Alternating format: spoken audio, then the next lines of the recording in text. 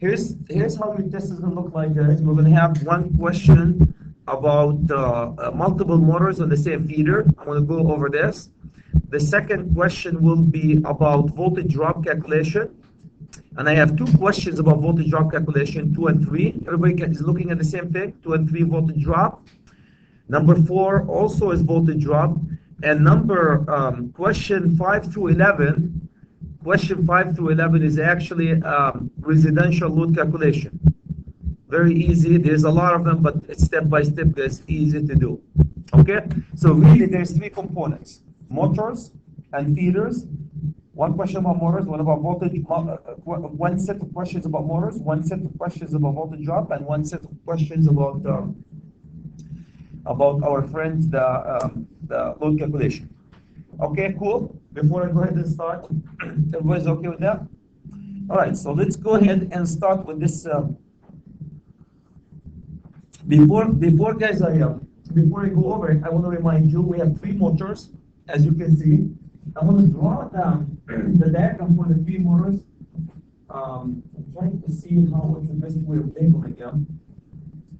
Okay, so I want you guys to start with an overcam friction device all the way up here, and right in here I have a disconnect, and out of my disconnect, let's start with the overcam friction device actually. So I'm going to start with an overcam friction device, and I'm going to start with overcam friction device. I'm going to start with a controller with an overload, and with my typical M1, and my disconnect. I'm going to go within inside of there's my disconnect within inside of the motor. So here's what we're looking for, guys, and there's 3 of these. Let's do the second one, the same overcam friction device, disconnect, controller, overload, and M2. And the third one is overcam friction device, disconnect, controller, overload, and M3. I'm numbering them. I should number them the English way, not the Arabic way. M1, M2, M3. Cool. This is what you guys are looking at, right? Everybody's okay with that? The 3 amps. This one, we call this one as controller.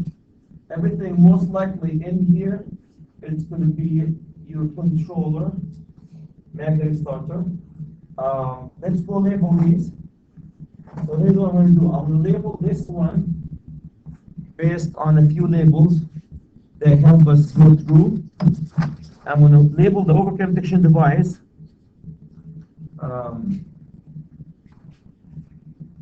And I will do that one. Okay.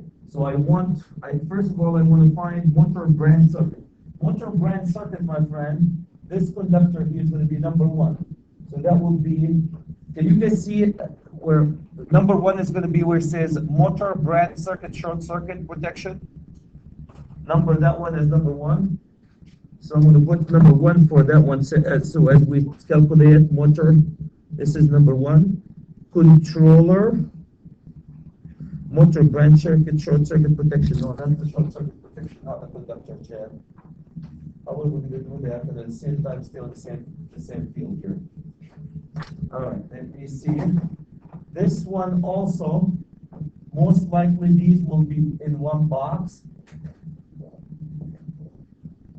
or maybe in two boxes. This one also will be in a gutter, and this will be in the third box. Are you guys with me? We have a feeder that feeds multiple motors through an overcam friction device, disconnect, controller, overload. 3 motors. You're looking at these 3 motors. Motor number 1, guys, is 100 horsepower, 50, 10, 3-phase, 60 hertz, all of them, 240, all of them, 240 amp for motor number 1, motor number 2, 120, motor number 3 is 250. The temperature rise is 45 for motor 1, 55 for temperature rise number 2, and 1 service factor for 3. For 1 and 2, the service factor is 115 and 125. This is all the information that you need to know about to size all this for that motor. Okay, so I'm going to go, first of all, I'm going to go and size these guys. To size them, I need to start from the top. Okay, so let's start with overconduction device. I'm going to start with the conductor, motor circuit conductors. This is, I'm going to call it number 1. Overconduction device, I'm going to call this one number 2. Overconduction device is number 2. I'm going to call the disconnect number 3. And I'm going to call the controller number 4. You can really label them in any way, shape, or form. The overload is number 5. And the feeder, I'm going to call it number 6. And the overconduction device for the feeder number 7. Okay, here's the label. You can label them in any way, shape, or form you want. Here's what I'm going to label them just so I can do them in this order. The conductor, guys, this conductor, right now, then it's going to be that conductor right here for all of them. I'm going to call this one is number 1. Number 2 is going to be motor branch circuit, short circuit protection. That will be the overconduction device. This is number 2. Number 3 is the disconnect. My disconnect right here, I'm going to call it number 3. Number 4, and there's no meaning for the sequential guys. Number 4 is the controller. Number 5, I'm going to call it overload, is my number 5. And number 6 is the feeder, right here, number 6. And number 7, the overconduction device for the feeder. Any question about what we have? Any question about what we have? And if you, this is when I ask you guys to follow or blah blah, common feeders, protection. When I ask you to draw one line diagram, that's what they're expecting you to do. The blue boxes, the blues are boxes. So I have one box that has no overconduction device, one box that have a gutter on it, the blue, and another box that have the overconduction device and the disconnect, maybe in one box or 2 boxes. I have one box that have the controller and the overload and the 3 motors way at the end. Any questions about branch circuits and feeders for motors? Any question about that? Can you relate your numbers to your... I'm going to relate them to the calculation, yeah. But I can't go down now. I'm going to relate them later on to the calculation. Yeah. As I go down, I'm going to relate them to the calculation. You're going to see them right next to the calculation. But I just want to push myself down so I can do it on the PDF file. Any question, guys, about this? Ashley, when we do sizing, guys, as designers, it's not enough just to do paperwork and sizing. Zach, my friend, it's always important to understand the whole, how the system is put together is more important than sizing it. Are you guys with me? How the system is put together is more important than sizing it. You have a box that has an overconduction device, a circuit breaker box like that one there. You have a gutter that's pulling a feeder in it, and I'm tabbing from that gutter. I'm tabbing, as you can see, from the gutter to feed 3 motors. And from I tab a conductor and I landing in a disconnect and overconduction device in one box, and also another box that, so these should be boxes for each one of these. Each one of them is going to have its own box here. There you go. So each one of these controllers, 1, controller 2, controller 3, disconnect overconduction device box 1, box 2, box 3, and the 3 motors. Are you guys with me? So that's, I'm interested in really how the system is put together as much as I'm interested in doing the calculation. Dustin, my friend, we as engineers and designers, we're required to do a riser. What you're looking at is a riser, is a one-line diagram. That's what we're looking at, a one-line diagram. We're required to do a one-line diagram. It's not enough to do calculation. You have to draw things so other people can understand it. Am I clear about my calculation here, guys? Based on the code for 430 article, everything that we're going to be doing is from article 430 and DC code, as we all know, 430. Okay, we got it? Can I take a snapshot? I'm going to take a snapshot on it, and I'm going to, everybody get that? How the numbers are numbered and so forth. I'm going to go down, pull myself down right to the level of the calculation and start doing my calculation. Level of the calculation, start doing the calculation.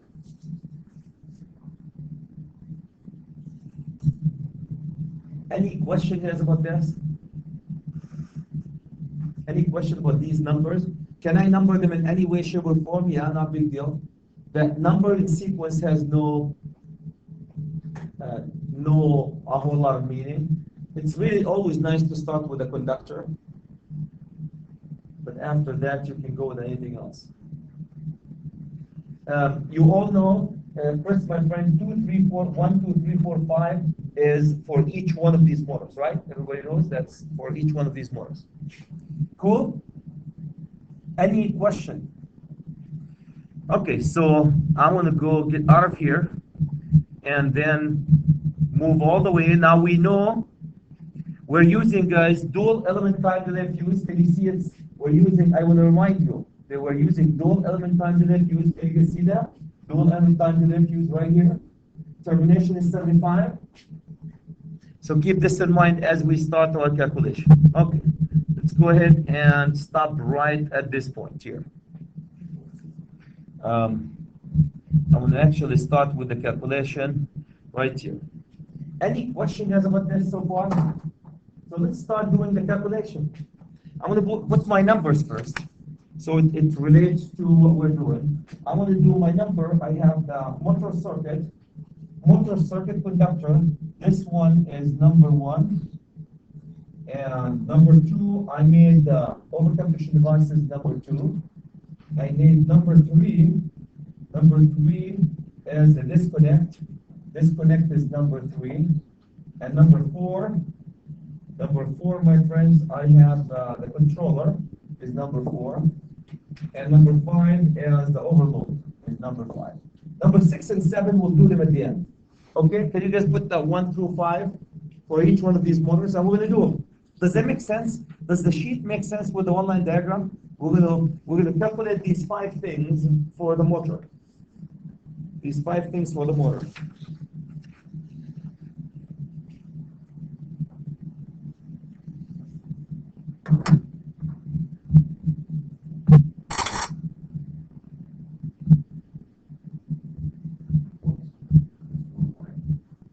No, I'll get it back for you.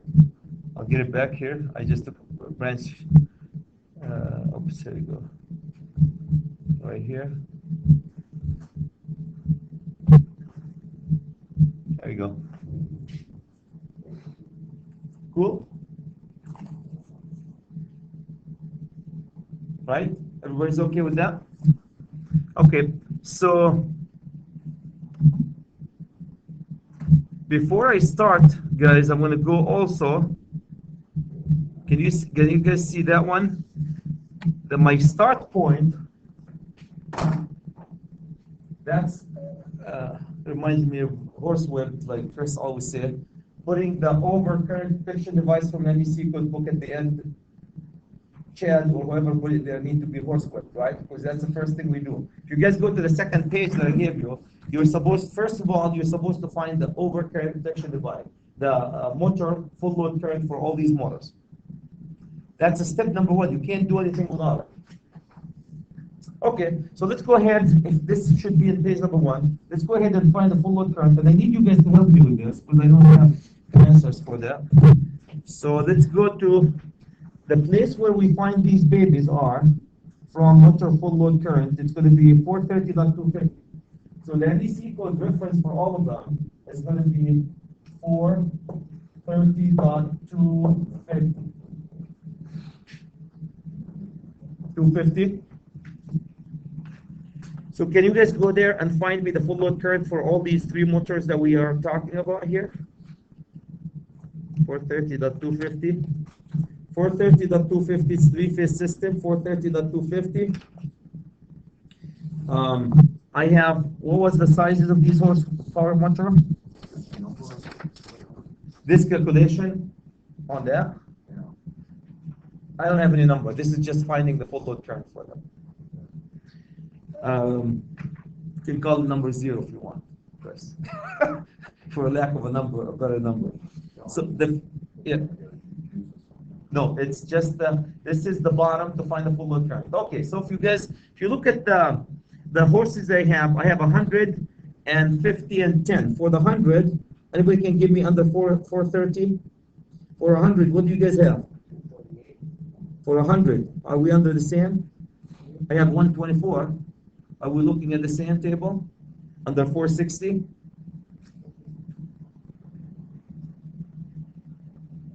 What's the full load current of 100 horsepower motor, guys? Under 430. Article 430.250, page 338. 338. Under 460? 124? I need two people, 124? 124. So this will be 124 amp. Huh? 124 for 100 horsepower. Do we have 100 horsepower motor? Yeah, 248 under the,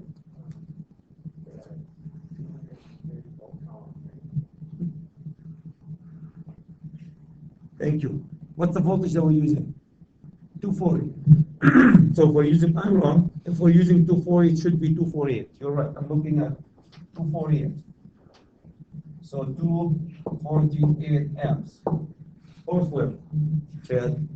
A horse whip number one. Let's count how many horse whip. 248. Because we're looking at 480. Thank you. Okay, let's go to the 50. What's the 50? Quick, guys. All the way to the 50. For the 50, I have 130. Thank you. 130 amp. How about for the 10? 28. Anybody disagree with my friend? 28 amps. So the full load current. The first thing you need to do is find the full load current for these equipment. The full load current. Any question, guys, about the full load current? The full load current.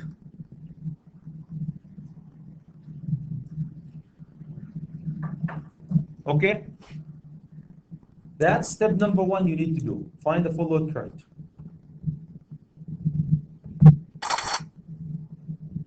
We need to find the full load current. Everybody got the full load current? Okay, since we got the full load current, let's go back into my example. And since I know what the full load current is, let's go back and find, we need to find 1 through 5. I know what my full load current is. Is what I'm going to do. I'm going to use blue to do my calculation. So let's do, I'm going to start with number 1. For number 1, guys, motor circuit conductor. The article is 430. Motor circuit conductor. 430. What's the article for the motor circuit conductors? For motor overload, we have motor circuit conductors. 430.22. So this one, the article that talks about the reference is 430. Motor conductors 430.22. And oh yeah, don't forget table 310.15B16. Will ya? Don't forget, here's the reference for that one, right? 310.15B16 and 430.22. If you guys go there, I don't know how we're going to fit that one. If you do go there, you're going to find that the full load current, it says 1.25 times 248 and 1.25 times 130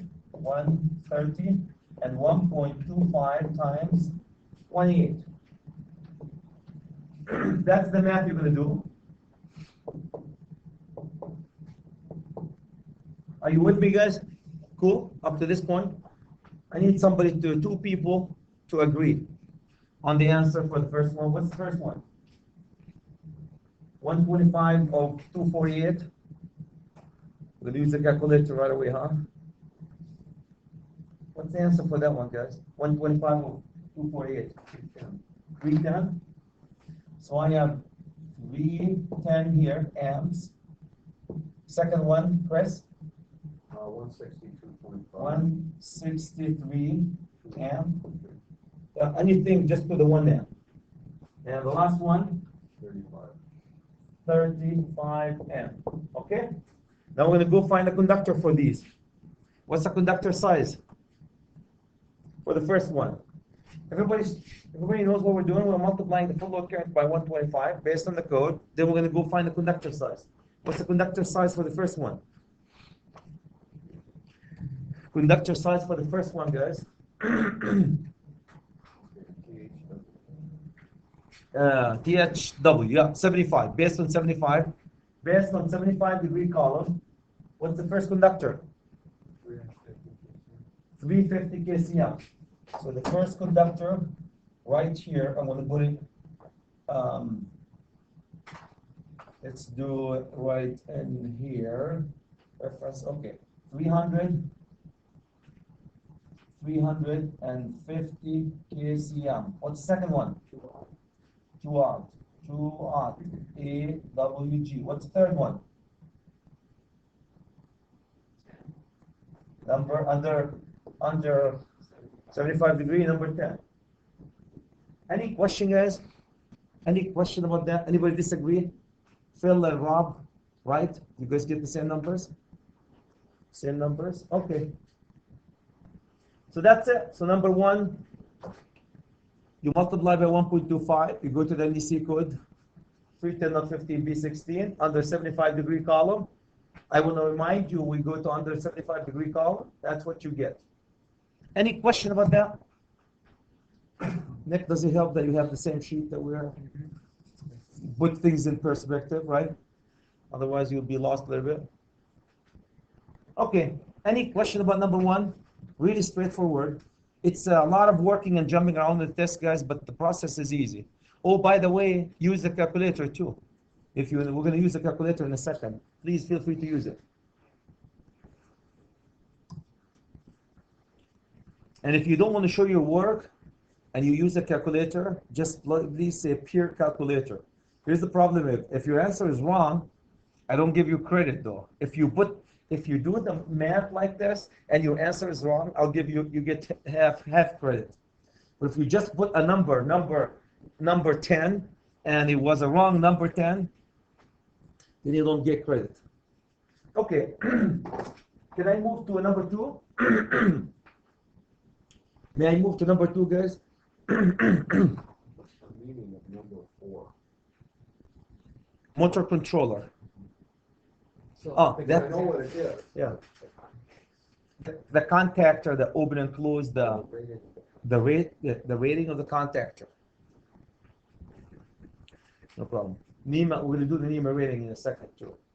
Okay, can I do number 2 now? Motor, branch circuit, short circuit. What did we say? We need dual element time delay fuse, guys. Right here, we're asking for dual element fuse. Dual element fuse, dual element time delay fuse, right? If you look at the top of the page that I gave you, it says we need, right at the top of the page, it says we need dual element time delay fuse. Otherwise, you're doomed. You don't know which type of circuit breaker we're going to be using. Is it circuit breaker? Is it fuse? Is it time delay fuse? Is it non-time delay fuse? Is it instantaneous breaker? Okay, for this, we're going to go to the article. Where are we here? We're going to go to article 430. I'm going to use the article here. So for this one, my friend, I want to go to table 430.52, right? Table, and please don't forget also 240.6. You need to size overcompression device standards from 240.6, non-adjustable, and 430.52 give you the overcompression device for the equipment, right? That's step number 1. Step number 2, do the math. Dual element time delay fuse, what's the multiplier from table 430.52? Anybody can tell me? It's either 300, 250, or 800, or 175. What a difference, huh? Anybody remember? It's dual element time delay fuse. Anybody shout it? No? Dual element time delay fuse. Article 430.52, table 430.52, 175. Right? 175. Okay, so I'm going to do the math for the first one. Where does it say 3-phase? It says polyphase. The word polyphase is multiple phase. They don't say 3-phase. The word that they use is either single phase in the table. Everybody knows that, guys. Either single phase or polyphase. And actually, they're the same one under the fuse. Polyphase. because you could have more than 3 phase, not normally. Okay, so what's my multiplier, guys? 1.75 times, what's the full load current of that baby? 248, and 1.75 times 130, and 1.75 times 28. Okay, cool. Who's gonna be my hero and doing the math for me? What's 175? The first one is 434. 434 amps. The second one, 228 amps. The third, 49 amps. If it's not a standard, what does the code say, guys? You do? You go up. If it's not a standard, you go up. So let's go up. Where do you find the ups? You find them from right here, from 240.6, the standard non-adjustable circuit breakers.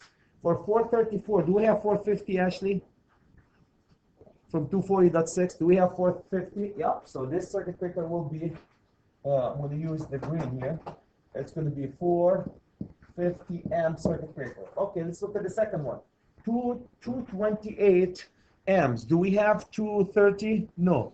Do we have 250 after that, right? Do we have any 230, 240? No, I think it's 250, right? Can you guys check on that? 250. So we have a 250 amp.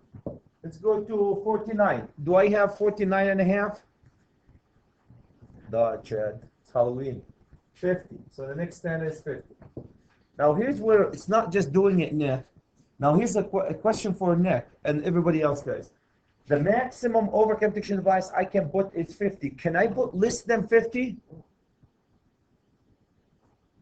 The maximum overcome protection device is 50. Max. Can I put less than 50?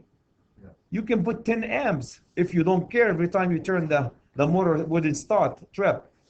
The max. So I don't want you to get confused, Nick, when you go to for Michelle Cool Erickson and you do your math and it says 50 and your project manager goes and sizes it for 40 amp. Is that wrong to put 40 amp there? No. If I know the circuit, if I know the motor will start, usually if you don't go by the max, you're taking a chance that your motor might trip on amrush. But if you're dealing with these elevators all the time and we size them 40, even though the code says 50, we size them 40 and it works with them, we know that, we've done coordination, then you can go less. Can I go more? I can't go more. There's some exception in the code that allows you to go slightly more, but generally speaking, no. Only you can go more, only if you put a 50 amp on that motor and every time you turn it on and off, it trips. You can go more. Any question, guys, about number 2? Any question about number 2? Everybody knows how to find the tables and so forth? So what you're looking for though is the size of the breaker. Yeah. Not the under calculation. Yes. We're looking for the size of the breaker. Really. The green, oh, thank you. What's the outcome of all this? Really, only the green is I care about. As a designer and an engineer, only the green. Everything else, the blue and the red is FYI only. You wouldn't give this to the customer, right? On your blueprint, guys, on the risers, what did you guys put in your riser? The size of the overcome protection device. You didn't write next to it on the riser. How did you come up with it? That's just for you and Chad. The outcome in real life is the green. That's what you're going to come up with. Can I go to 3? Or am I going too fast?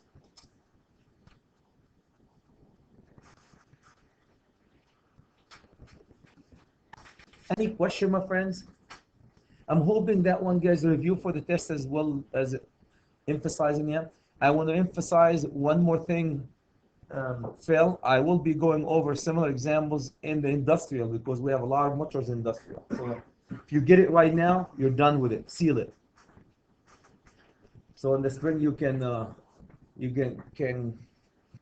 enjoy the spring when it comes. Okay, disconnect, molded case, disconnect. Regardless of molded or non-molded, we're not going to size based on, we're going to size a real disconnect now. Okay, so here's what I'm going to do. Disconnect for disconnects, my friends, the disconnect, we have to go to 430.11. 430.110, oh, sorry, 110, 110.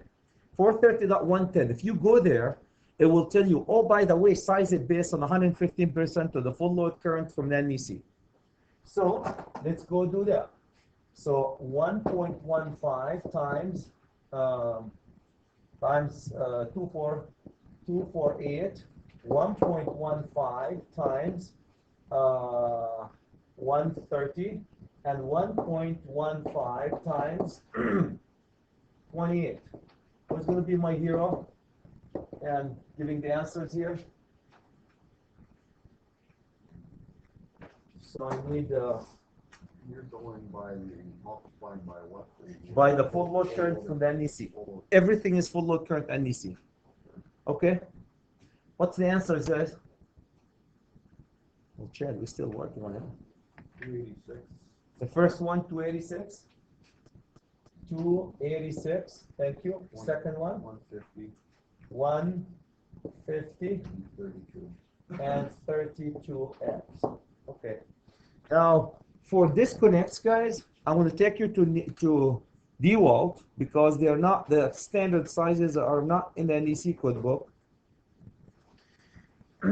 I want you to go right here also, DeWalt 3-12, 3-12, to find the actual standards. DeWalt 3-12, cool, 3-12, that's where you're going to find the actual standards. If you guys go there, for 286, the next standard 286 is the, I have 100, it's 400, right? Size of disconnect, everybody can see it, 3-12, DeWalt. So I have 30, 60, 100, 200, 400. So this baby is going to be a 400 M. 286, it's going to get me 400.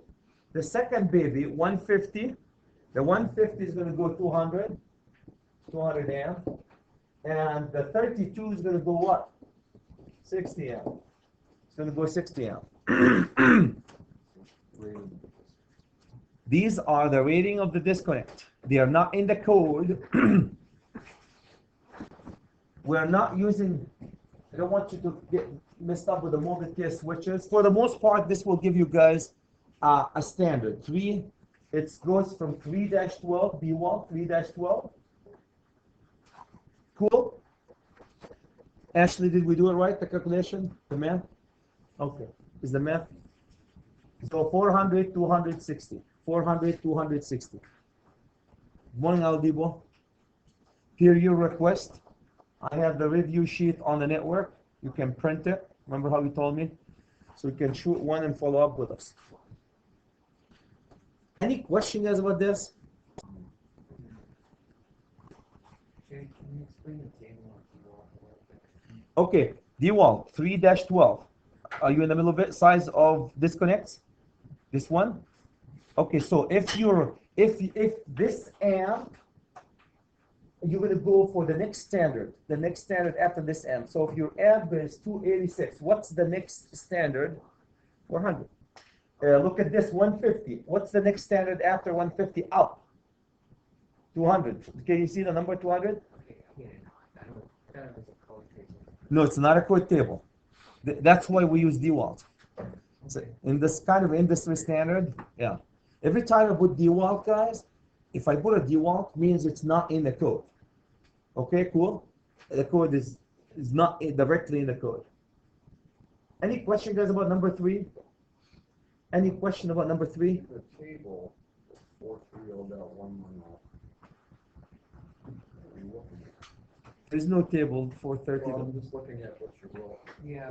430.110. 110. The only thing that this one tells you, Chris, it tells you just multiply 150. If you read it, it's an article. If you read through, it says take 150. Oh, okay, it's under A.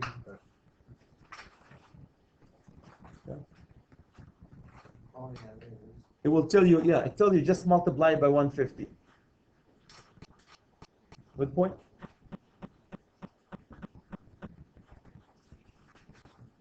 And we know that's a torque motor or a general. General motor. Okay. Yeah, unless they tell you, yeah, there's some exceptions for this, Chris, very good point. This, what I'm doing, guys, right now, apply for 95% of the motors that you're going to encounter. There is 5% of motors that torque and special type of motors. They have special application. We leave them aside. We're going to cover the 95. Is 95 enough, guys? I think it's enough. All the air handling units, the chillers that you do in construction, covered by this. There's special application for special motors. For the ease of making it easier a little bit, we don't mess with it. Is that good, Chris? Thank you. Thank you. Motor controller. May I move to the motor controller, guys? For my motor controller, I'm going to go to 430.83. The reference for it, I'm going to continue to use the blue for references. For reference is 430.83. If you guys go there, if you go to 430.83, it will tell you size the motor controller based on two things, the full load current and the voltage. So that's how I'm going to size it then. I'm going to size it based on what's the horsepower of the first one? It's 150/10. So this one would be 100 horsepower at 240 volt. This one 50 horsepower at 240 volt, and this one is 10 horsepower at 240 volt. Can you guys read this? I don't know if it's too. It's basically the horsepower and the voltage. The horsepower and the voltage. The horsepower and the voltage. Cool. Then you need to do. That's not enough for Chad. That's enough for the code. Not enough for Chad. Then we're going to go to the DeWalt.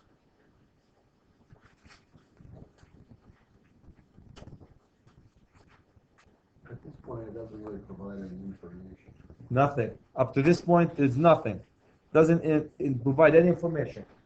Then, because that's where the code stops, I want you guys to go to 6-4, NEMA rating of AC motor starters in amps per horsepower. So you need to go to DeWalt to find the actual DeWalt. Again, DeWalt 6-4. You're going to go to DeWalt 6-4. Everybody have DeWalt 6-4? That's where you find the actual NEMA size. The actual NEMA size. Up to this point, we're done for the code, but we need to find the NEMA size. Yes, sir. I'm looking at 430.83. Where's it size for horsepower? If you read through it, it will say the controller shall be sized based on horsepower and voltage. 430, what do we have? We're at 83. Okay, 1 second. 83.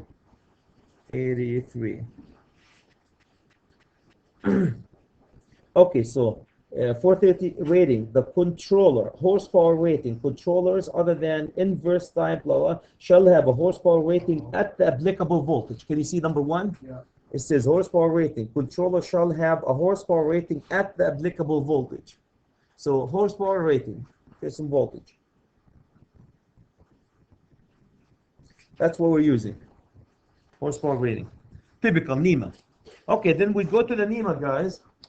And Chris, I want to look at the first NEMA for the first one. Remember, it's 480. So that will be column number 2 in the DeWalt, 3-phase, column number 2. The first one is a 100 horsepower motor, so I'm going to go all the way to NEMA 5. Everybody can see NEMA 5, guys? So this one here, it's going to be NEMA number 5. The second one, NEMA, the second one is 50.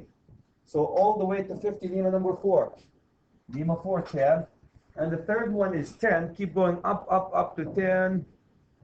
10 is 7.5, 15, NEMA number 2. NEMA 2. You have to take the next one up. The next one up. Yep. Everybody can see where I got NEMA 5, guys, from column number 2 on table 6-4 DeWalt.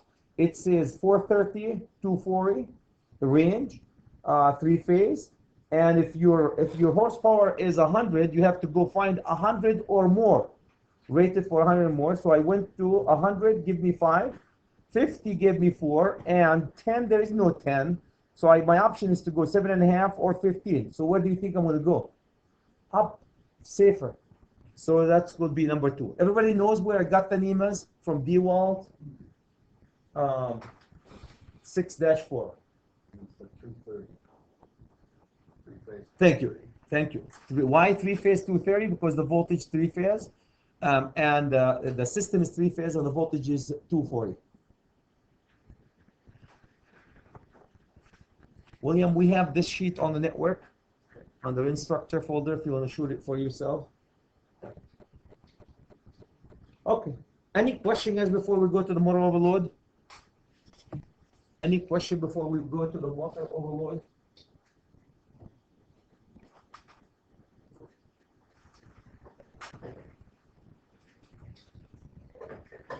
Yes, thank you for the comment.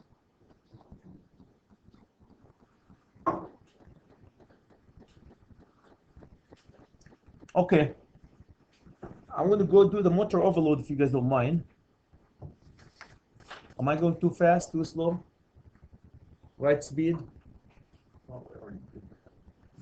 The overload. We did the overcurrent.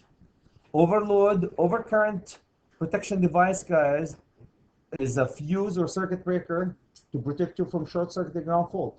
Overload on motors to protect you from overloading the system. So if the system is supposed to handle 50-pound, a 200-pound gorilla like Chad, and you threw a 500 gorilla like Nick, obviously you overload that system. Wow, that 500 is big, Nick. Okay, so let's go to, for overload, motor overload protection, you need to go to 430.32A1. 430.32A1. This is electronic standalone overload. If you go there, it will tell you the following. First of all, you need to use the nameplate rating, the nameplate rating of the full load current, not the NEC code. And if your service factor is 115 or larger, or your temperature rise is 40 or less, you multiply the nameplate current by 115. All other cases, you multiply them by, if that's the case, you multiply 125. All other cases, 115. Repeat. If you first you use a nameplate, not the NEC code full load current, the nameplate full load amp. Then, if the temperature rise is 40 or less, or the service factor is 115 or more, then you multiply by what? 1.25. All other cases is what? 115. Cool? What's the other one we did where we multiplied by the 125? What do you call that? It was one of the very first things. That's branch circuits, motor branch circuits, 125. We did number 1. The branch circuits. Similar to the branch circuits. Number 1. Right? So I want you guys to look at the first motor. Let me look at the first motor here. Can you guys look at the first motor? I want you, my friends, to look at the motor number 1 is right here.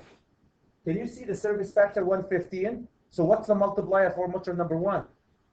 1.25. Let's look at motor number 2. Can you guys see a service factor of 125? What's a service factor? Service factor is a factor that you allow to overload the motor. If the motor is 10 horsepower, you can get 25% extra on it. That's what a service factor. You are allowed, it's by design, it's allowed to be temporary overloaded by this percentage. So if it's 115, you can put 15% extra load on that motor before it trips. Okay, so that's 125. Look at this one, guys. This guy is the service factor is 1. Is there any temperature rise? No temperature rise. Service factor is 1. So for this one, my multiplier is 115. Look at the temperature rise here, 45 temperature rise. Is this 40 or less? No, so the temperature rule does not apply, but the service factor apply. Look at the temperature here, 45 C temperature rise. Is this less than 40 or less? No, so the temperature doesn't apply, but guess what? The service factor apply. There are two factors, guys. If one of them apply, you use 125. Factor number one, if the temperature is 40 or less, temperature rise, or not and, or if the service factor is 115 or more than one. What code, where are you getting this from? This is from, this should be coming from 430.32A1. Cool? Right? Okay, so what's the calculation for the first one then? The first one is going to be 1.25, so I have to go 1.25 times. Oh, by the way, you need to use the nameplate full load current on these. So what's a nameplate full load current for the first one? 240, 125, 25. Can you guys see that? For the overload, you need to use the nameplate current. For the overload, the nameplate current has to be used. Overload, the nameplate current. 240, 125, 25. So that is the information that you gave us. Is Yes. considered the nameplate current? Absolutely. The information that I gave you, thank you, Chris. The information that I gave you right here on the top of the page, that will be the nameplate for each one of them. Okay, so 240, so that will be 1.25 times 240. The second one is also 1.25 times 125. 125. The third one is 1.15 times 25. I want to bring to your attention, guys, if you see the nameplate was 25 on motor 3, but it was 28 from the code. The nameplate was 30 on motor number 2. The nameplate was 125, but 130 on motor 2. The nameplate was 240 on motor 1, but 480 on motor 1 from the NEC codebook. There are two full load currents, one NEC, one nameplate. NEC is used for everything, except the overload. Why the overload, guys? Because the overload is the single most important things on motors. Most of motors, you burn them because you overload them. So we need to have a full protection. Who's better than the manufacturer of the product to give you a full protection, a full amp instead of an NEC codebook? So because the overload is very important, we use the nameplate for it. If you're using this calculator, guys, this calculator uses the NEC codebook for the overload, so be very careful. So you're going to end up with different number. But it's if you don't have a nameplate, it's good approximation though. Okay, Chris, what's your calculation came up with? I got 300. You got 300 here, even. 300 amps. What's the second one? 156.25.3 amp. Third one? 28.75. 28.8 amps. And these you don't go up, guys. You adjust the electronic device to this number or lower as much as you can get. Obviously, you're not going to be able to get 28.8. So if I want to size it, I would go size it. If the next standard is 28, I put it 28. These are the dial right here on the overload. You guys can see them right in here. These are what the dials that they're doing. If you come over here and look at them, that's what you adjust the overload on. Any question, guys, about the overload? Oladipo, why did we multiply by 1.15 here? Because the service factor was 1 and no information about the temperature. Why did we multiply by 1.25 and 1.25 for these two? Because the service factor was more than 1. Then I multiply by 1.25. How do I know?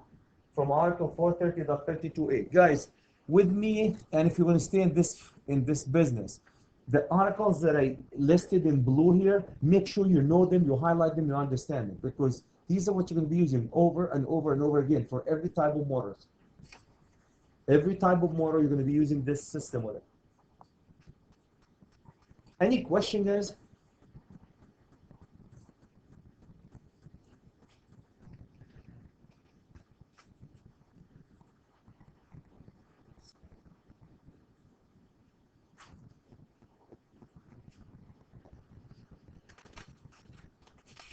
Let me do the, if you guys don't mind, I'm going to do the feeder and I'll give you a break. Just a second, do the feeder and I'll give you the break. Okay, for feeder, I'm going to go back to my sheet so I can grab the feeder and put it in PDF file. If you guys remember, here's the feeder. For feeders, I'm going to go cut it right here, okay? And I'm going to go grab, so I can take a snapshot. Okay, and I'm going to take a snapshot.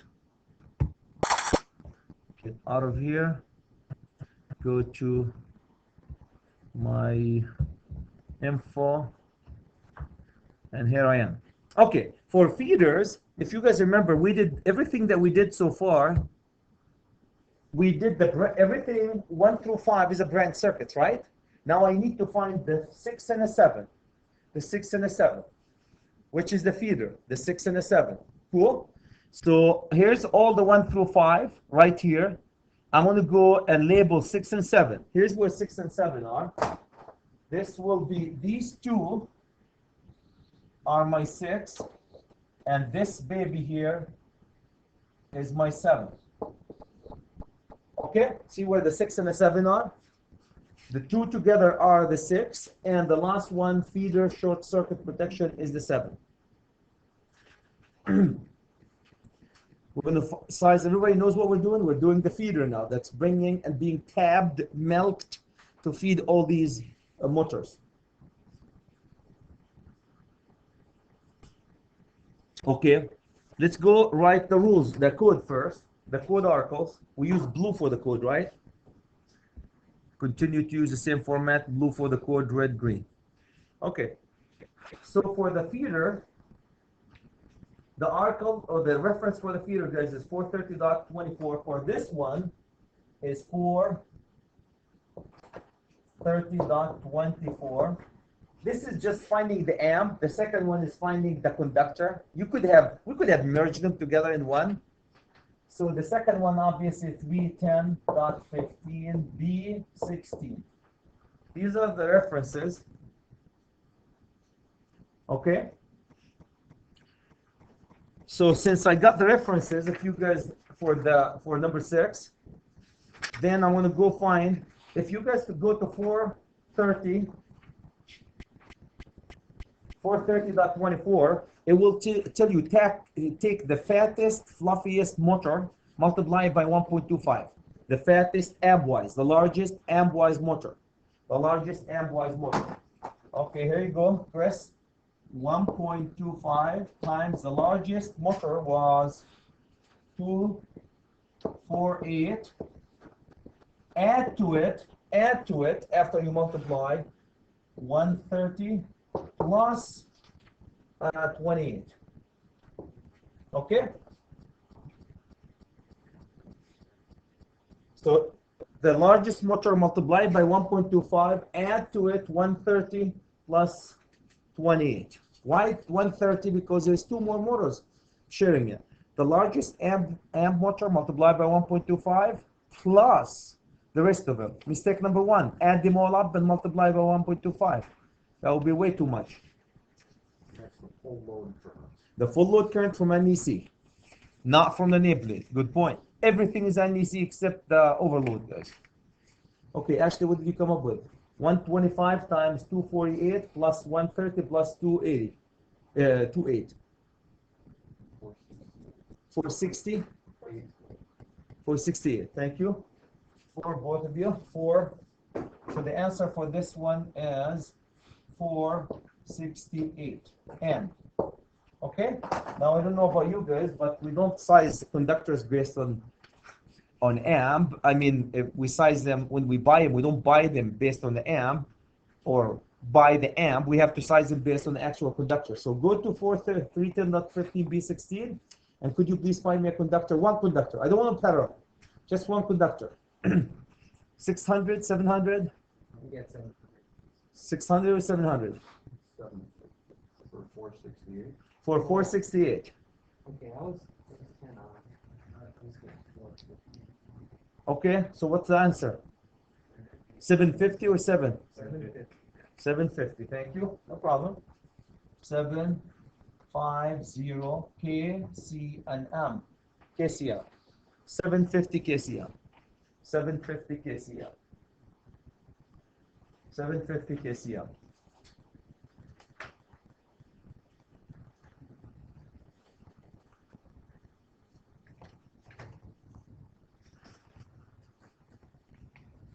Okay? The last thing is the overcome protection device for this system. The last thing is the overcome protection device for this system. Oladipo, does that help a little bit when you see the format, how the test format is going to be? Right? Formatted a little bit. Put things together, hopefully. Chris, does it help? Yeah, I've got it here. Okay. So it looks like a 500 amp breaker. Okay, now for short circuit, guys, we need to go refer to Article 430.62a. So I want you to refer, for the short circuit, we need to refer to 430.62a.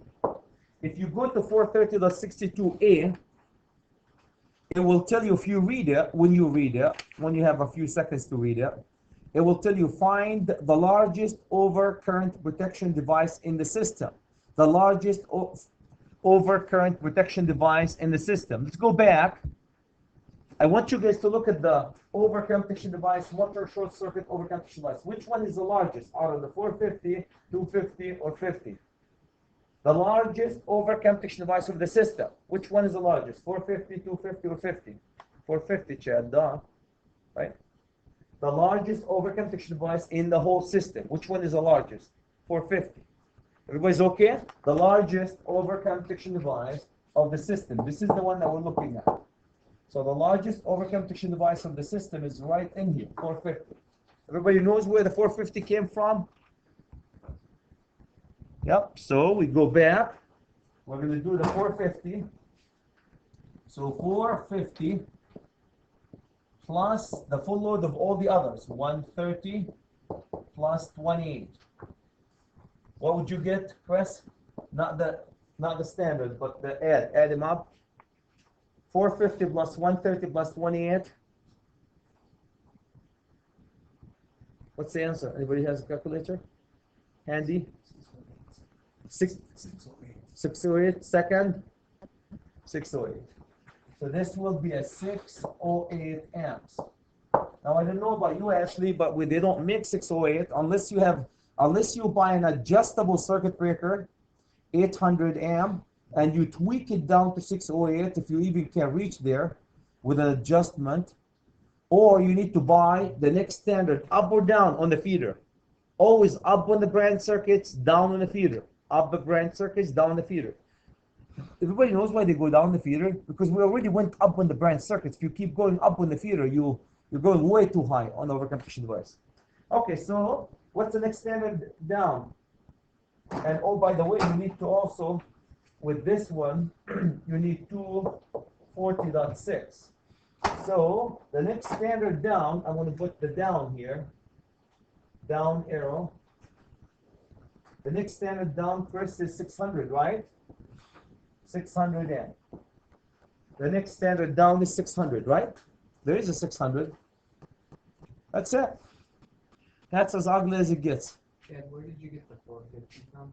The 450, from the article, it says take the largest overcurrent protection device of the system. Here's the system. The largest overcurrent protection device is 450. Right here. The largest overcurrent protection device of the three motors that we have. Out of the three motors that we did calculate, which one is the largest overcurrent protection device? 450. And that's on a number two. That would be on motor number 1, you mean? No, I mean, their row numbers. Oh, yeah, from step number 2. Thank you. That will be from step number 2. Okay, so that will be coming from step number 2. So this number 450 is coming from step number 2. Thank you, Chris. That's easier. Or the overcomputation device of the largest motor. Did we do something wrong, Phil? I see an anger in your eyes. Not anger, heaviness. I'm done. That's the motor. If you don't have any question, guys, let's take 5 minutes break and we'll continue.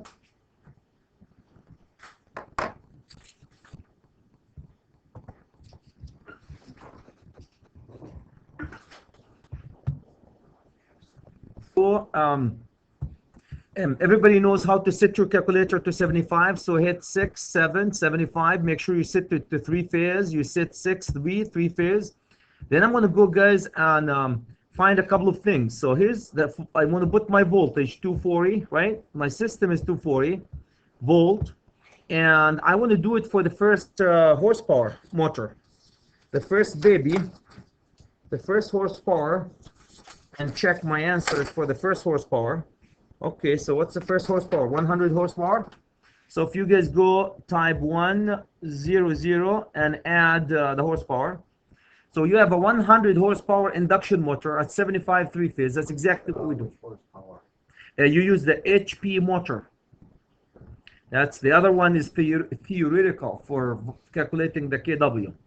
Okay, when you're there, all what you have to do now is set and wire size. So the conductor 350. Did we come up with the conductor 350? Yep. Can you guys see the 350 for the conductor 350? So that my conductor is 350. What else can I do with this calculator? Overcomputation device dual element. Can you guys see the DE fuse? Phil, can you see a DE fuse right here? If you hit dual element fuse, it gives you 434. 434. Can you guys see the 434 right in here? That's exactly what we got. It doesn't tell you the actual size. You have to find the actual size. So that will give you the limitation of the calculator. You have to decide if you're going to go to the max or go lower. 434. What else can I find? Motor conductor, motor overload. I want to warn you about. I'm sorry. Where's the DE part? DE fuse, DE dual element fuse. You just hit fuse. If you hit it twice, it gives you 175. Hit another time, gives you which table you went to, and hit the third time, give you the size. But it doesn't give you the actual size. It doesn't give you 450. You have to decide: are you going to go to the max or not? Cool. The second thing I can find, disconnect. You're on your own here. Do I have a disconnect here? There is no disconnect. So you're going to be on your own for the disconnect. The third thing I can find, guys, is the controller. If you hit set and controller, you have NEMA 5. And what did we come up with, Ashley? NEMA 5, right on the spot. Set starter. It says starter. Set. If you hit set starter, that will get you NEMA 5.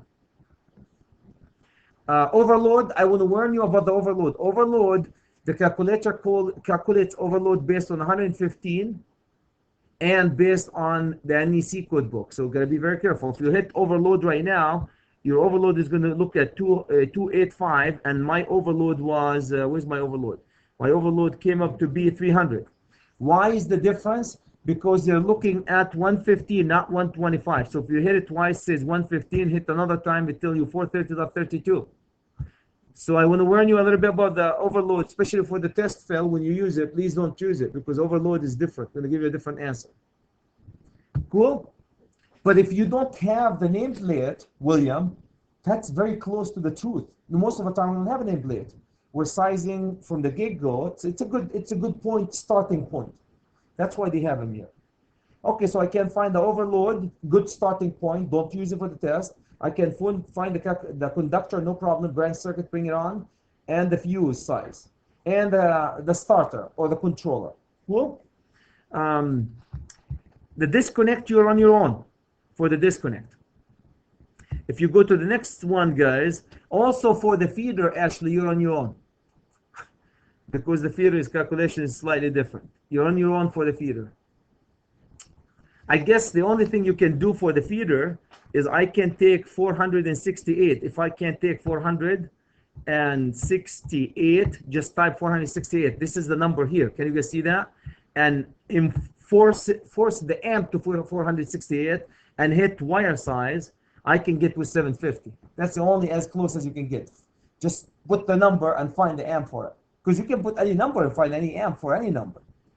After you do the calculation, force it on the calculator as amp. You can get without set conductor. If you hit set conductor, it will take this number and multiply it by 125 again.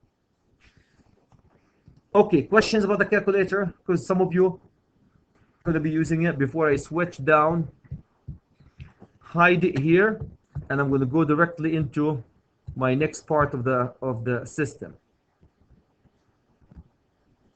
Okay, all right. Question number 2, guys, is how far, you're looking at it, right? How far can I pull a 240 amp 3-phase load, be located from the panel if fit with a number 1 THH the N, and still meet the NEC code, voltage drop requirement, voltage drop 3%, and K 12.9. They're giving me K. Is this a kill or rel then, when they give you a K? It's a kill problem. Okay, so let's go ahead and directly on that one. The formula that you need to use is voltage drop equal 1.73 times kill. K-I-L over, in this case, over CM, circular mill. Thank you. Now, since they're asking us about the L, the length, then I flip this formula. This formula becomes L equal voltage drop times Cm divided by 1.73 times K times I. And this is where we're going to start plugging in my numbers. What's the voltage drop? Right? This is the formula that you need. You start with the kill over Cm, and you flip the formula to find the length because they're asking about the length, right? They're asking us about the length.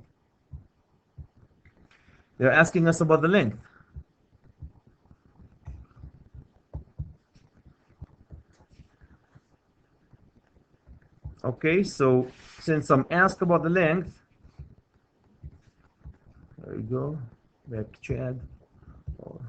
Okay, minimize. Okay, so I flipped everybody knows how to flip the formula. Okay, let's go ahead and voltage drop. The voltage drop, guys, I'm going to do it right here. Equal, the voltage drop equal here 0.03 times, what's the mother voltage, source voltage? 240. That's the voltage drop in volts multiplied by the circular mil. What's the circular mil for number 4 from table 8? So to find the Cm, you need to go chapter number 9, table number 8. Anybody can give me a circular mil, please? How much?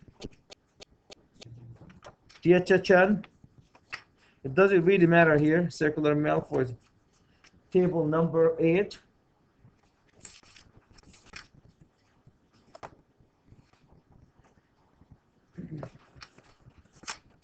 Table number 8. We can do it with the calculator.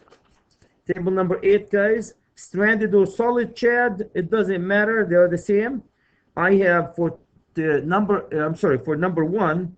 For number 1, it's stranded, and I have 83690, right? 83690. So this is 83690 divided by 1.73 times, what's K? 12.9 given, right? You're looking at it, times.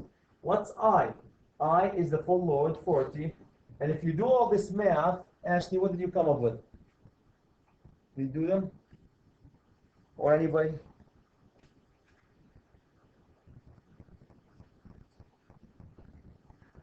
So really the key point is to know where to find the circular mil for number 1. Anybody came up with an answer? How much? And you go down now if you don't approximate up. So 6, 674. So the answer for this one should be 674 feet. 674 feet. 674 feet. 674 feet. Let me write the feet instead of that. 674 feet. Anybody disagree? Anybody disagree?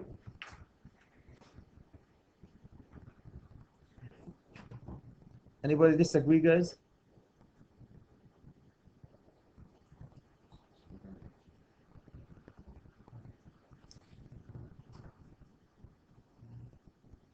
Okay. Rob, did we do something wrong? Did you guys come up with something wrong? Okay. William, cool.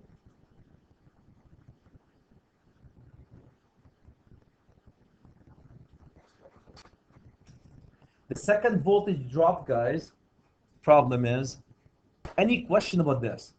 So they're asking about the distance here. The second one, they say an existing installation consists of 2-aught THHN aluminum conductor and an aluminum raceway to a panel board located 300 feet from the 482 to 240 three-phase power source.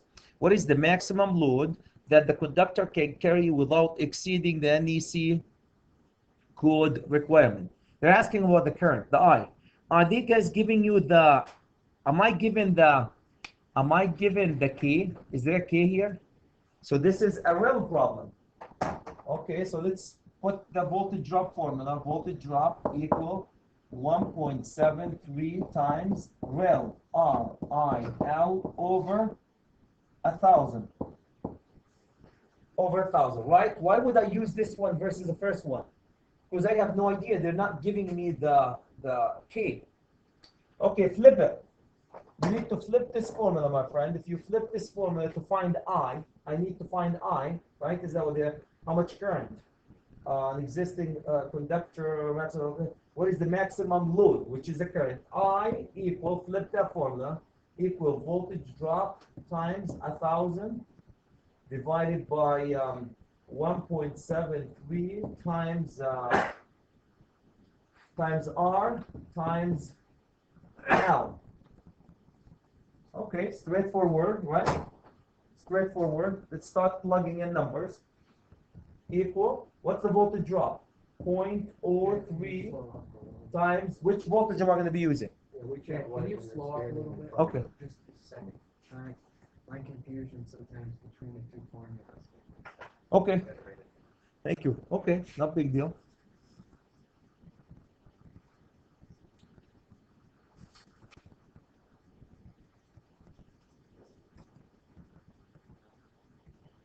So the voltage drop, I'm not moving, I'm just reading.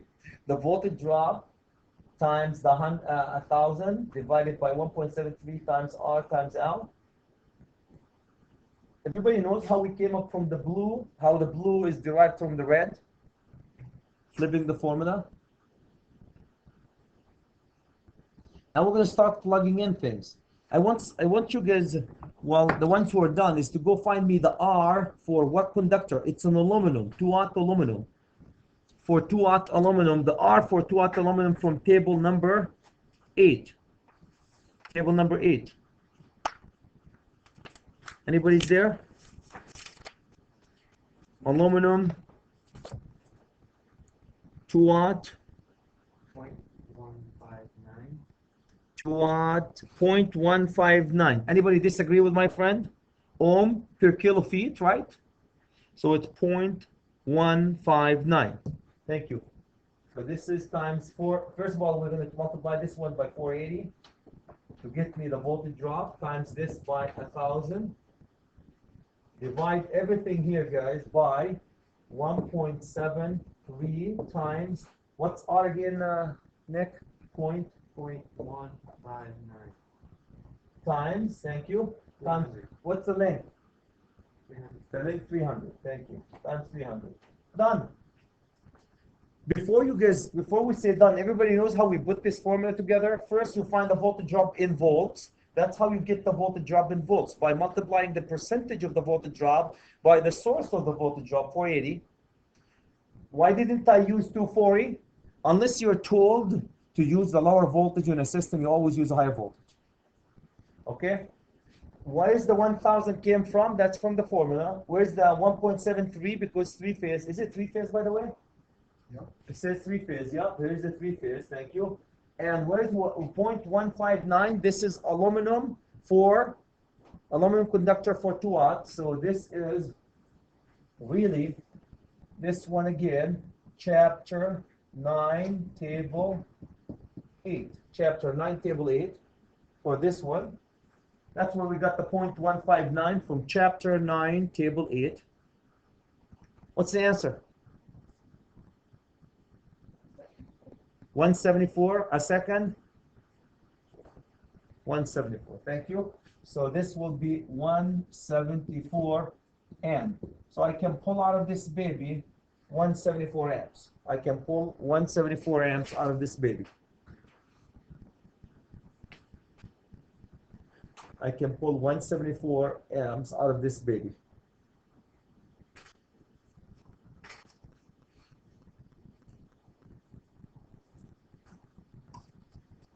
Since I'm using it on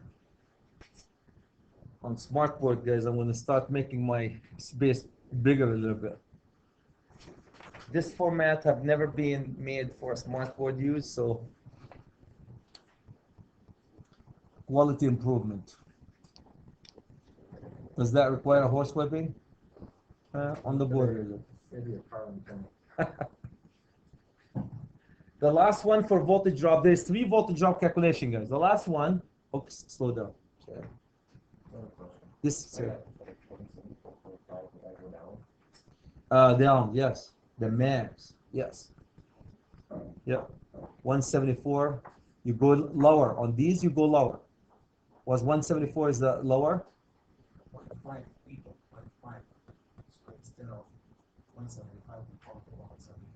On the amps, you go lower, down. Yeah. So if it's 174.5, you go 174. Because if you go higher, you're exceeding the limits how much current you can pump. On these, you go lower. You guys hear me? On the amps, go lower on that one. The same thing for the distance. If I came up with 647.5, what would I go? 674.5, I go 674. Because if you go up, what happened to the over voltage drop? I know we're splitting here by 0.5 of a foot, but technically you have to go down. Okay, may I move to the second one? Voltage drop, guys. Okay, I have 240 volt, 22 amps, single phase load, 200 feet. It's a 200 feet. 174 amps. So can you see my? I have 200 feet. It's a single phase baby, and here's the amps. What is the wire? Blah blah blah. What is the voltage drop of the grand circuit conductor? What's the voltage drop of this grand circuit conductor? It's a number 10, by the way. Here, I don't know if you guys can see it. Right, number 10. Right here, it's number 10. The conductor, you have the copy in front of you, right? So number 10 conductor. What's the voltage drop on this number 10 conductor? That's easy. Are they giving me the K? No. So what do I need to use? Rel. So that's a straightforward Rel problem, right? Let's go voltage drop equal to times Rel, R-I-L over 1,000. Plug it in. Take the 2. Let's use the blue here. 2 times. What's the R for number 10? Chan. What's the R? It has to be stranded. If they don't tell you it's solid, stranded. Number 10, stranded. Did it say copper? Number 10, Chan. Doesn't say anything about the conductor. So what do you expect? Stranded copper, unless they tell you otherwise. So number 10, stranded copper. The impedance uncoded is 1.24. Everybody's okay with that? 1.24? So multiplied by 1.24 times, what's the current? 22 Chad. What's the length? 200. Divide everything by what? 1,000. So that will give me a voltage drop. So what's the assumption if it's not say it's stranded, the assumption is stranded, and the assumption is copper. Ashley? Code is copper is code. Yes. Copper. The assumption is copper. Stranded is no. It's just me. Yep. You're right. Though copper is a code. A code says it's not mentioned it's copper. But stranded, most of the voltage drop guys calculation are done. Here's why I do it actually, because most of the voltage drop are done on industrial. 99% of wiring in industrial is what, and commercial is stranded. And anyway, if you go higher than number 8, it becomes the all stranded. Okay, so what's the answer? 10 volts. 10.9. So let's use 10.9 then. Did you guys come up with 10.9? Yeah. So this will be a 10.9 volt. Here's my voltage drop. Where'd you get the 124 from? He's looking under table 8. Under. This one, 1.24, is from table 8, chapter 9, table 8, under Oh, it's not resistance. the resistance. It is resistance. It's the resistance R Oh, the resistance of the cable, of the conductor. Yep. not the resistance. The resistance of the cable. Okay, so 10.9. Then if you guys want to find, is the 10.9, is it good, bad, or ugly? How do you find if it's still good, bad, or ugly? Thank you. Take a percentage wise. So you take 10.9 divided by, what's the voltage source? Take 10.9 divided by, what's the voltage source? 240. Aladeep, what do you get?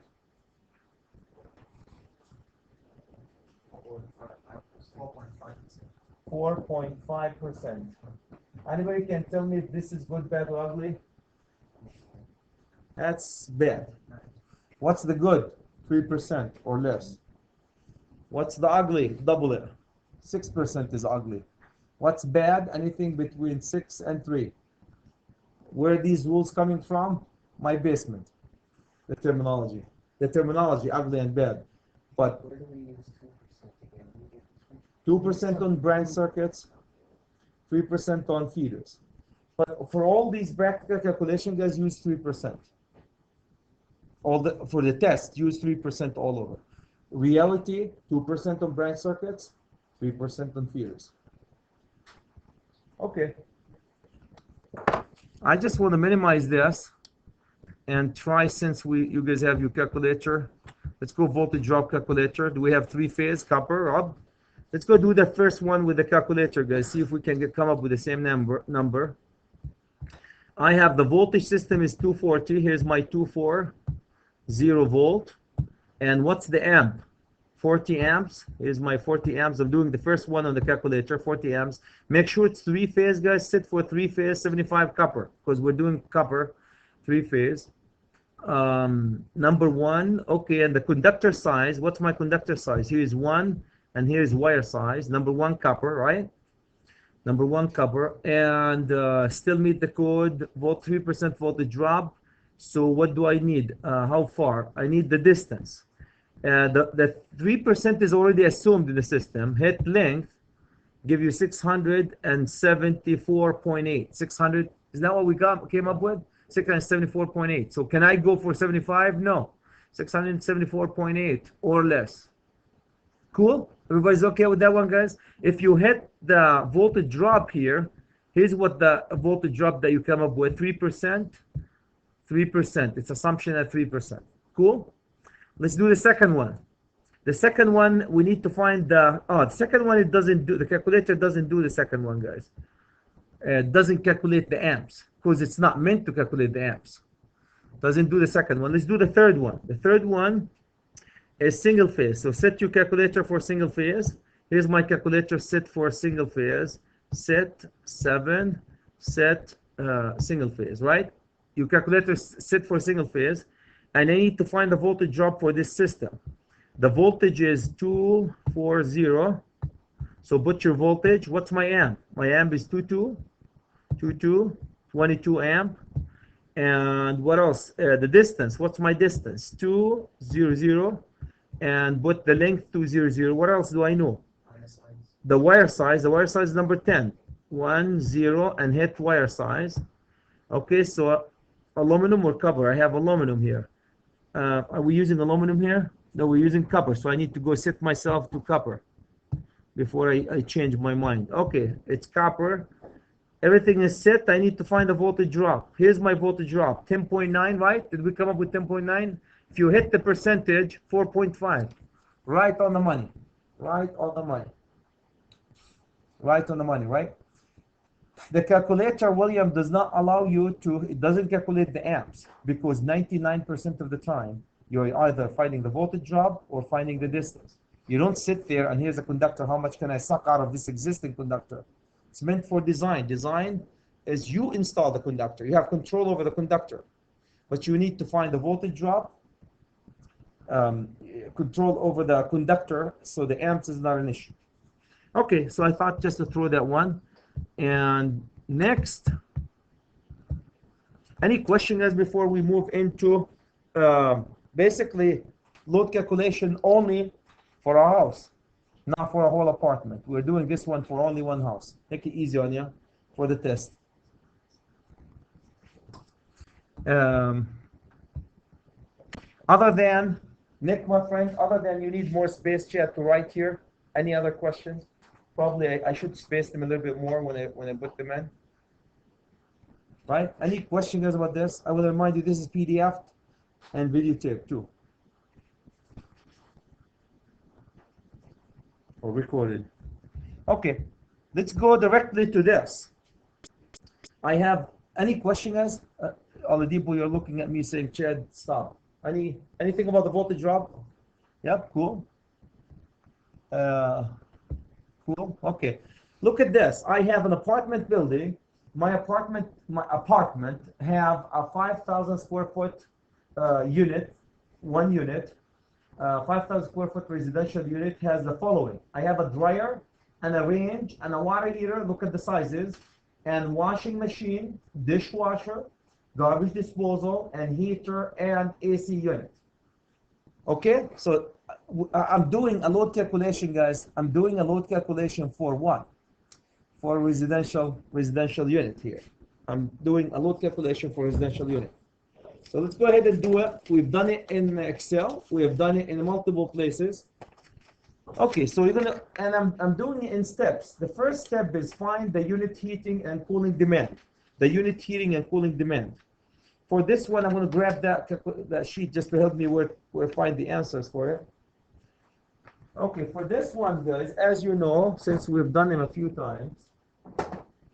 Okay, let's go calculate that one. I'm going to do the reference, the code references. 220. For this one, the code reference would be 220.51 and also Article 440, comma, and also 220.60. These are all articles, guys, that talk about the heat-cool system. And, okay, how do we do the calculation? You take heat, your heat equal what? It's already calculated. Here's my heat. Equals 7K. Your cooling equal, you need to calculate the cooling. It's a single phase, 240 building. So the building is 240. So you need to find the full load current. What's the full load current of a 3 horsepower motor? For cooling, there's some calculation need to be done for cooling. So I have a 3 horsepower motor. You need to take it to table 430.248, I believe, under 240 volt. What do you guys come up with the full load current for this 3 horsepower motor?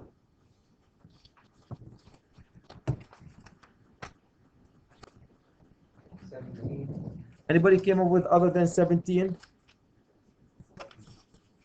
17? 48? No, that's... Any second for 17? Any second for 17?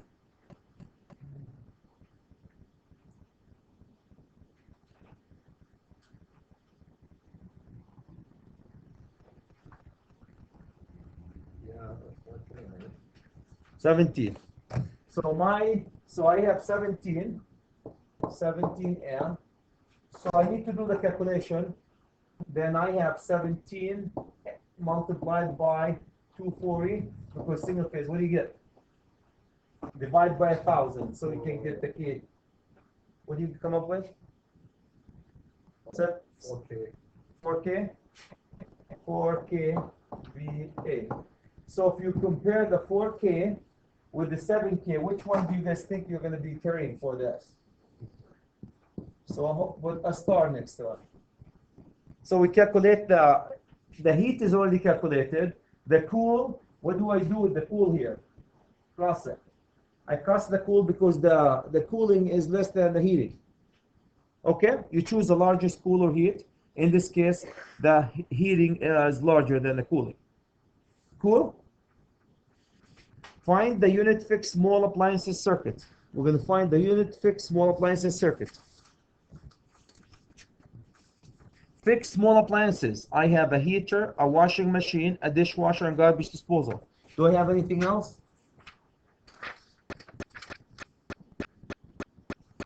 Okay, so any question guys about the heat cool? Number 5?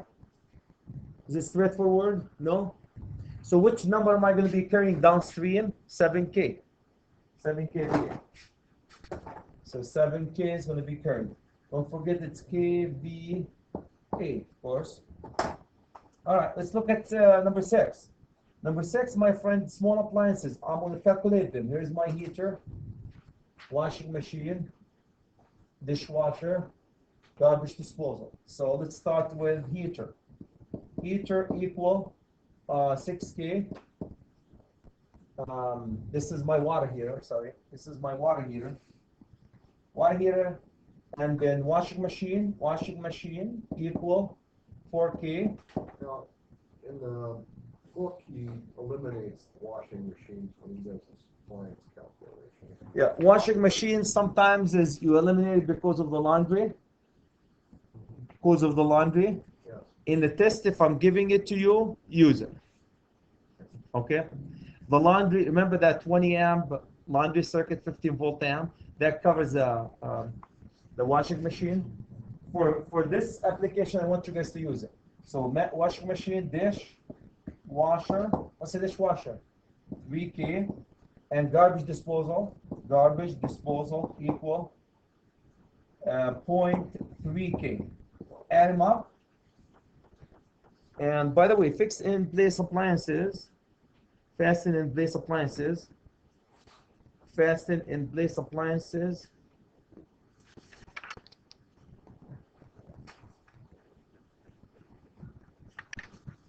What's the article that talks about fasten in place appliances? 220.53. The article that talks about it is 220.53. That's the article. Okay. Anybody can, what is it? This will be 13.3 kVA. And then it says if you have more than 4 or more, right? You apply demand factor. So 4 or more, you apply demand factor. 53, that we'll say is 75%.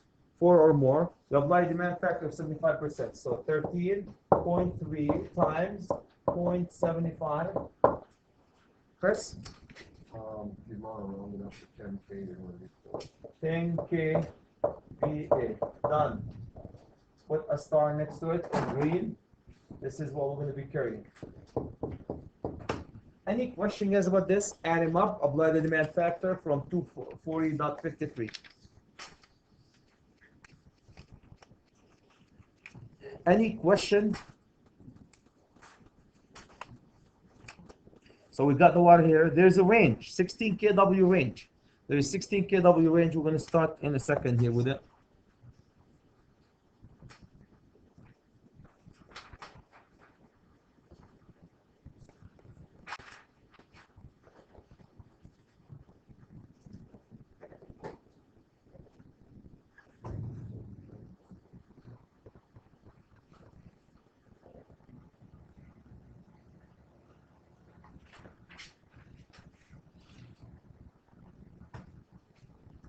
Let me know when I can move, guys.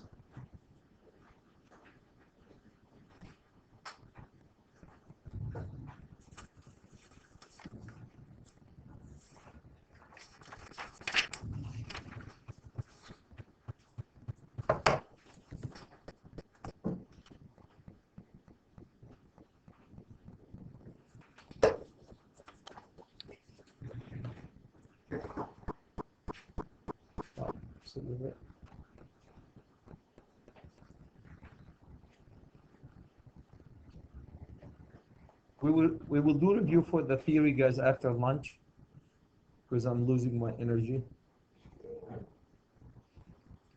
The last thing you want to see, Chad, losing energy. I start biting.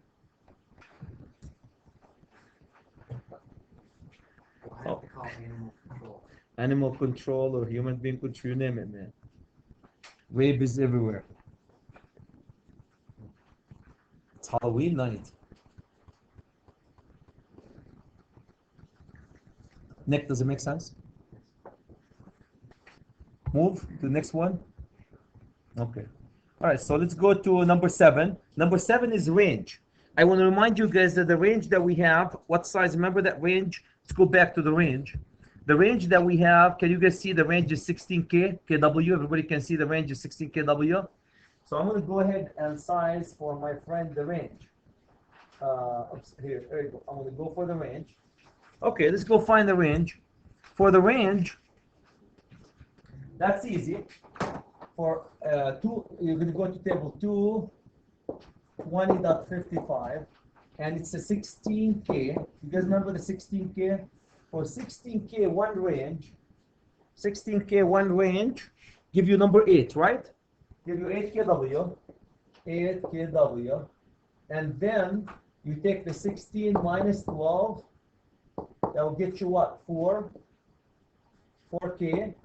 And then from here, you take the 4, you multiply it by 5%. You guys remember that? Give you a 20% increase. So what are you doing, Chad? So the first, for one range under C, so this is from table 220.55 under C, give you 8. Step number 1. Step number 2, you have to calculate anything larger than number 12, substantial. You have to increase it, substantial kW, 1 kW or more, you increase by 5. So what's your total then? Then your total is going to be 1.220 times 8. What would that give you? 10? 9.6. 9.6? 9.6 kW. And a kW or kVA for ranges are the same. Okay? 9.6. Everybody got these 3 steps. First you go under C, then you up 5% for every kW more than 12. I have 4 of them. 4 times 5, 20. 20 increase on 8. Get you 9.6 based on Oladipo.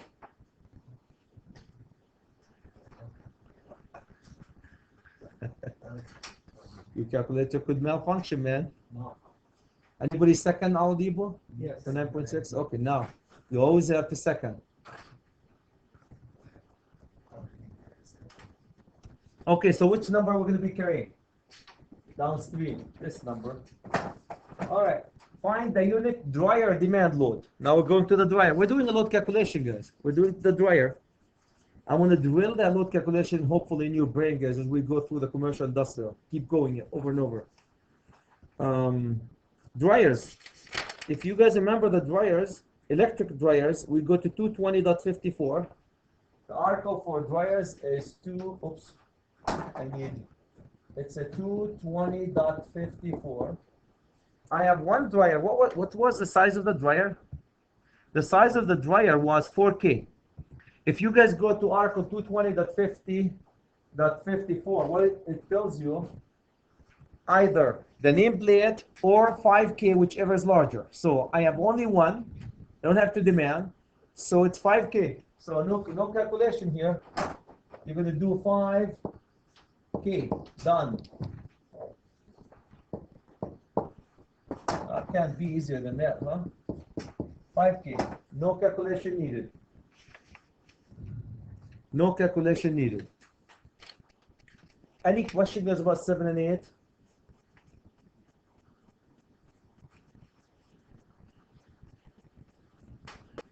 Any question about 7 and 8 before we go into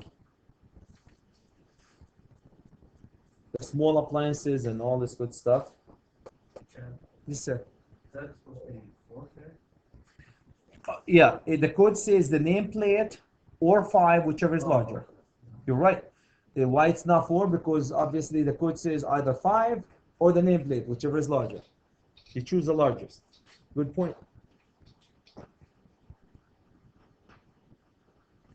Okay, for the small appliances, laundry, this is, you're going to go to 220.52. For this article, 220.52A and B. If you go to A and B, my friends, it will tell you the following. Something that you guys know dear to your heart. Small appliances branch circuit. This is my acronyms here. Small appliances branch circuits. I have 2 of them times 1.5. Laundry branch circuit. I have 1.5. Okay. So the second article that you guys need to do is lighting, general lights, small appliances. And the second one is 220.12. 220.12. Now for lighting, general lighting, you take the square foot of the building, 3, you multiply it by the square foot of the building. What was the square foot of the building? 5K? Is it a 5K building? 5K. 5,000. And then you add them up. This is a K, this is a K.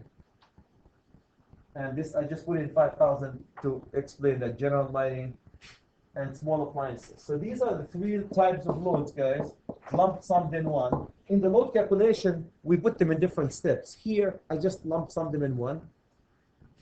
Okay, I have 3 plus 4.5 plus 15K, 18.5, right? Is it 18.5? 5 times 3 is 15, plus 3, 18.5, 18.5. 19.5, okay. You guys are smarter than me, so it's 19.5. 19.5 kVA. Okay, up to this point, we have to apply demand factor yet.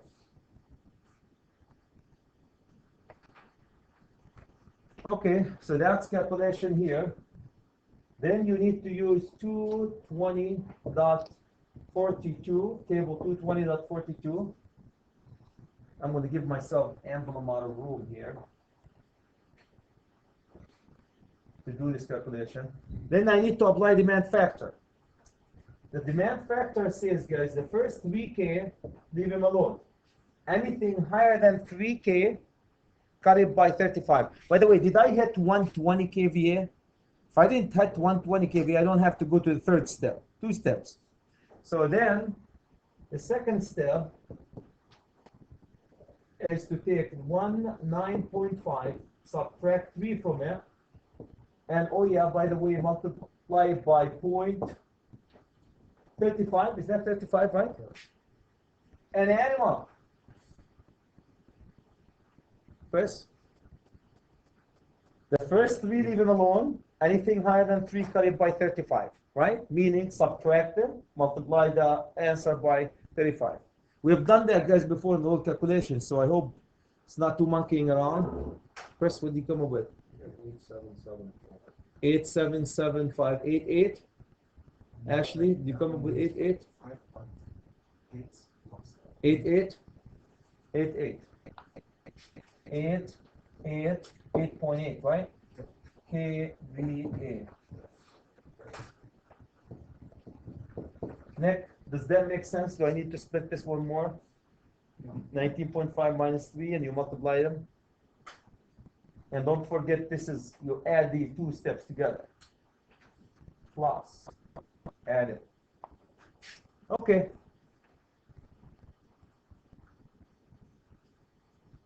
We're done with that one. Then the question number 10, it says the unit, the building, unit demand load. Meaning add all these steps together. That's what I'm asking you to do. Okay, so here's what I'm going to do. I'm going to use blue here. And I want you guys to go with me to 7 plus 10, right? The first two steps give it 7 and 10.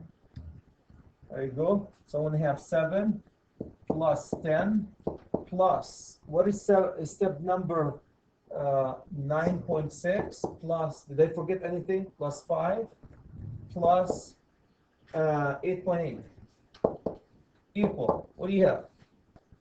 Add them up. That's what the unit demand for all of it. All these steps. Do I have motors here? I didn't have any motors.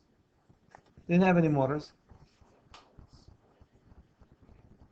All equal? 40.4. Second, 40.4. 40.4 kVA. Thank you.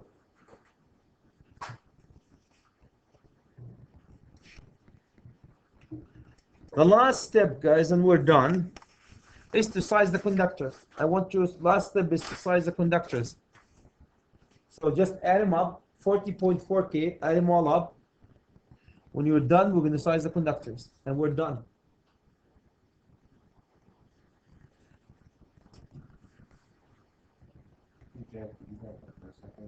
Go back one step. For the red part, like Number number 9. 9. Show me where you got those again. 1.5. 1.5 is coming from 220 to 52A. It says 1500 volt amp for every small appliances. Okay. And the other 1.5 is actually 1500 volt amp for the laundry circuit. This is coming from 220 to 52B. 220 to 52P, Yeah. right? That says 1500 volt amp for the laundry circuit, and 2 small appliances circuits, each one will have 1500 volt amp. So I just put them as 1.5, 1.5. Okay. Makes sense? This one, 3, is 3 volt amp per square foot. This is coming from 220.12. Chad, remember when you asked me if you needed me to win or something? I'm not getting the number for 8.8. Yes. I'm not saying somebody's wrong. I'm just saying I'm an idiot and I can't get it. Did you add the 3 back to it? 13.5 minus 3. That would do it. Do it? Okay. I just don't understand why we have to subtract it and add it back. Because you want to derate, the first 3 are sacred cow. These are minimum. You don't want to go lower than 3K. That's your minimum, the bottom. Anything higher than 3, start chopping. You know, I wish it was, guys, easier. That's what the code is. They start with the minimum and they start building, but higher than the minimum, they don't want you to keep adding it. Start chopping after you maintain the minimum, which is 3K. You got it? Next. Yep. Okay, conductor size, the last thing, guys, we're done. The conductor size is 40. I'm going to do it here. You need to find I. I equal 40.4K divided by 240. Oladipo or Chris or Ashley.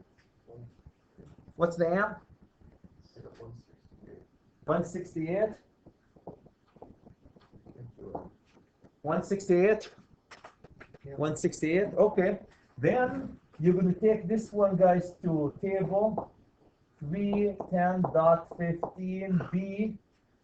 That's special table. Remember that special table now? 220, is it B7, I think? B7. So 310.15 B7. Thank you. So B7. And under cover, what size conductor do you need? I have 168. What's your next standard? 175. So that will be copper number 1/0. Am I right? 1/0 AWG. How do we convert that to KCM?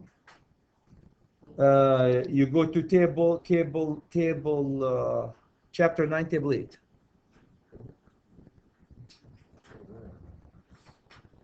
Why not? Done. So actually, my service then will be 175 amp service, and it's fit from 1/0, right? Because the next standard service is 175 amp service. I'm not asking you about the service. I'm not asking about the panel. I'm just asking here about the conductor. Why did we go to 310.15 B7? Because it's residential. It's 240 single phase dwelling. So on number 11, for your answer, you want 1/0 or you want 105.6 KCM? No, 1/0. Okay, I'm just reading the question. Yeah, no. Ah, you mean the KC, it says KCM, in KCM. Yeah, KCM or AWG. Yeah, thank you. Yeah, literally you need to KCM. No, good point, thank you. If you see the KCM guys here, if it's less than KCM, please put KCM or AWG. I already printed the test, so I'm not going to correct them. So, everybody's okay with that one? Either KCM or AWG. That will work. Thank you. Any question, guys, for Chad? That's it. That's the calc. After lunch, we will do a theory review, if you guys don't mind.